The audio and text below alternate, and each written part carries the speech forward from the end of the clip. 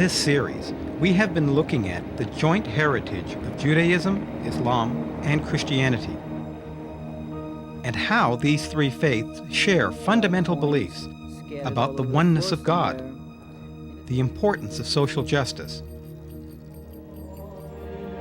and the need to live a virtuous life. Yet even a casual glance at how these faiths interact reveals a stunning gap between the ideals of each religion and the reality of how its adherents live and treat one another.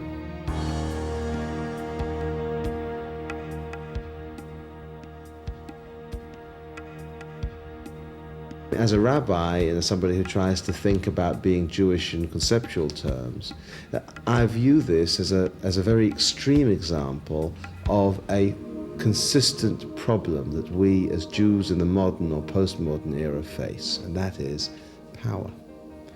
For 2,000 years we haven't had it. Political power, physical power.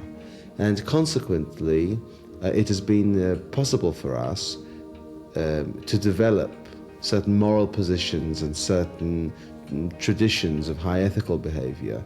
We have also paid a dreadful price for our lack of power. And we now definitively are in an era of power, but we don't really know yet what to do with it. And that is a question of morals and ethics, which anybody who takes being Jewish and being a human being seriously has to be deeply concerned about.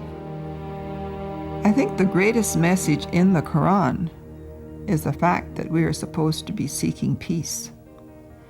And also, God does not love people who make war. And yet many people get the message that they should war on each other. But God prefers the peacemakers.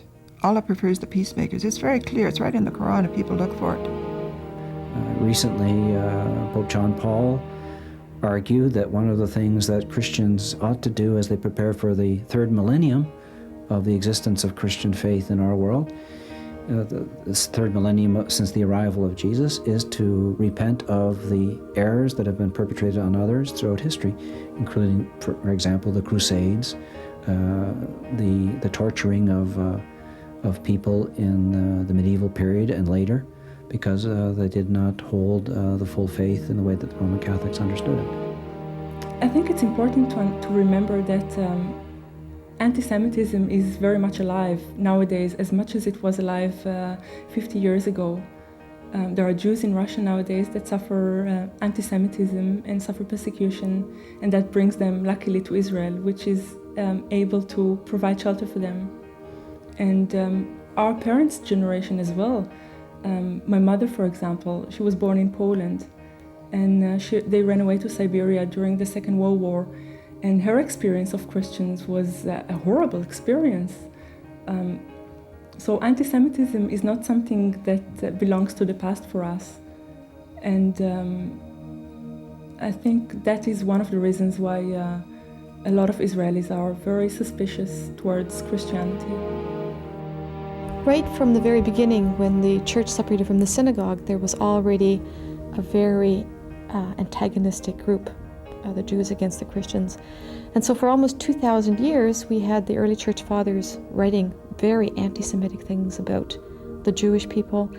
And we had the Jewish people also writing anti-Christian things, which we often don't realize. And this caused 2,000 years of aggravated relationships. I think the history of the Crusades will never go away. And in fact, in modern history, today, when you look around the world, we've got crusades again against Islam. We've got it in Bosnia.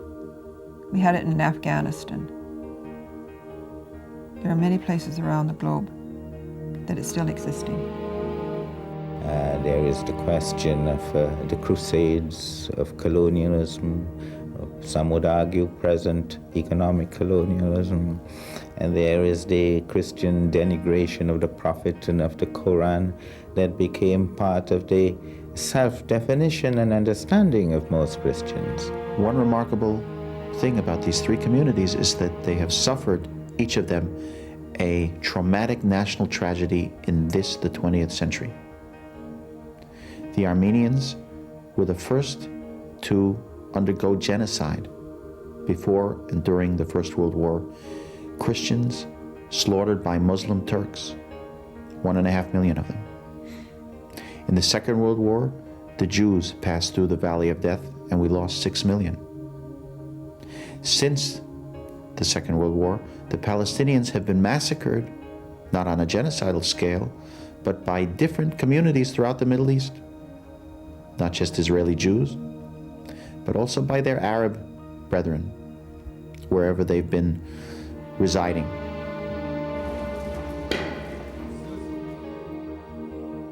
History without remembrance and without regret is condemned to repeat its sad stories. Conscious of that, today's religious leaders feel compelled to reflect on what went wrong in the past, to examine the critical role religion played during periods of persecution, and finally, to ask, how does a people recover from being either the victimizer or the victimized?